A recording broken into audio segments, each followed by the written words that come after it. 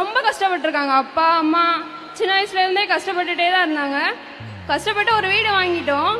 வீடு எப்படின்னா ஓட்டு வீடு தான். அது மழை பெஞ்சா தாங்காது, ஒழுகிட்டே தான் இருக்கும். ஸோ நான் வந்து காலேஜ் போயிட்டேன். காலேஜ்க்கு வந்து ஹாஸ்டலில் படிச்சுட்டு இருந்தேன். அப்போலாம் ஹாஸ்டல்லலாம் இருக்கும்போது மழை பெஞ்சா தெரியவே செய்யாது, அது ஒரு சேஃபான இடத்துல இருந்த மாதிரி இருக்கும். அப்போலாம் வீட்டை பற்றி தான் யோசிச்சுட்டு இருப்பேன்.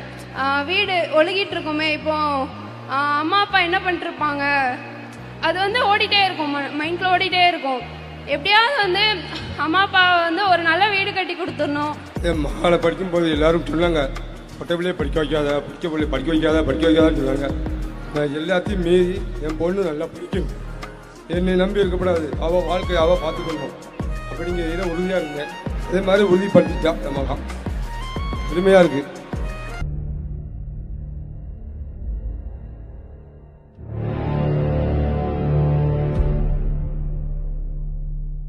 முடிப்பீங்க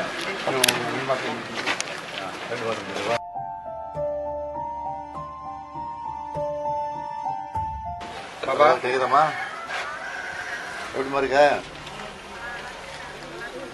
நல்லா இருக்க.